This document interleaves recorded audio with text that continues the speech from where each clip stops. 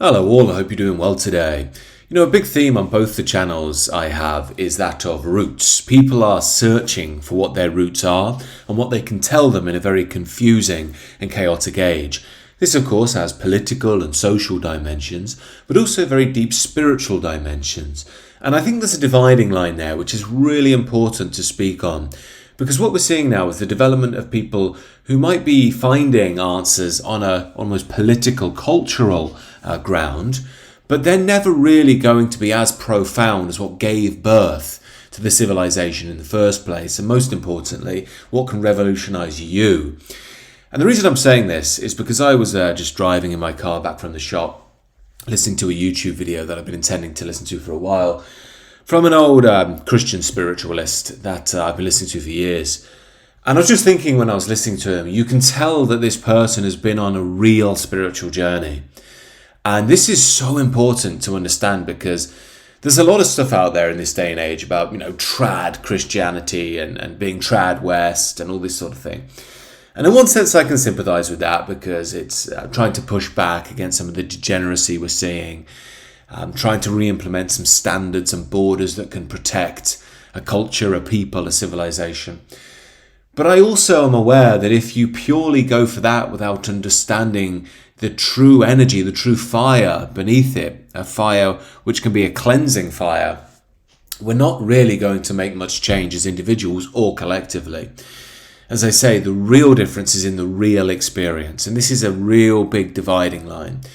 Some people just aren't interested in that line because they like feeling comfortable. They're certain in their beliefs. Now, I'm not going to judge people by name, but I have noticed fairly prominent Christian figures who know everything. Everything's already decided, and they're so confident in their worldview and arguing and all this sort of thing. And that's just not been my experience. My experience going to that which is beyond my mind has been one of I don't know, and opening up fully, heart, mind, soul, allowing my ego to be cracked open and hurt. And with that, there's almost a growth that is beyond anything that I could have ever amassed. I was very interested in personal development for a number of years. I've said many times that worked in teaching me how to talk to women, get a job, all this sort of stuff, even look and appear confident. But it wasn't a real shift. And we can even do the same with spiritual content. I know I've done this in my own life, where there are times where I've read so much about a certain tradition or a certain spiritual practice that I think that I've got it licked and understood. But I don't really, because real knowledge is in the heart. And I've experienced real knowledge in the heart as well. It's a wisdom that you cannot learn in the mind. You simply have to go through some challenge. It could be some experience. It could be something that shifts you, that changes you. The man that you were is no longer the same. You've developed into something new. Now, you might still look the same. You might still sound the same. You might still, like strawberry ice cream over vanilla or whatever it is. But something inside of you has shifted. You've evolved to another level. You've been pulled through the fire to understand what you truly are. And this is what I'm really trying to push towards on this channel. For people who are more interested in the, the political side of it, by all means, look at the main channel. But if we're really serious about this as individuals and as a collective, we have to understand challenge is going to be the way. We have to look for the real experience. And in a sense, that's almost what I see as real Christianity, or as I like to call it, deep Christianity. And you can tell the difference between someone who's just maybe adopted this because it's in their culture or maybe because they think it's politically expedient. And I don't want to completely demonize that. It's fair enough on a certain level. But there is a much deeper journey which is actually about real change in you and a real experience in you. And I think if you're serious about your spiritual development, you have to push towards that. Now, recently I've been holding calls on the 7 steps. I know that's not for everybody. Everybody can't invest in that right now. That's fine. That's obviously meant to expedite that process and aid you in really finding who you are quickly. But for many others, this might be a process that takes a while. And I've always believed and found to be the case in my own life, as well as reading the saints and so on, and even just meeting other people who are drawn to Christianity or even other traditions that have been on this journey, is they've had to go through some form of challenge that normally is involving some sense of sacrifice, some form of brutality, something hard, and it's not so much because God wants to be cruel to us. It's because we're so locked in our own ego, our own bias, our own pride, our own understanding of things that we can't be broken open. That was certainly true in my experience. And this is why that moment in your life where everything explodes and almost like the train goes off the tracks.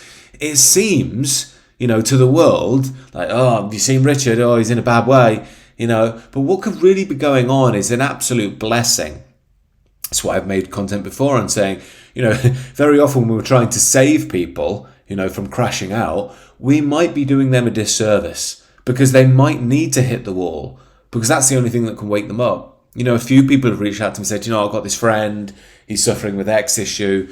And the only advice I can give is, look, I wouldn't put him onto my content because he's not going to be ready. And very often people reject what you try and give them when they're not ready. However, if someone's allowed to crash into the wall, it's almost like they're more open to it.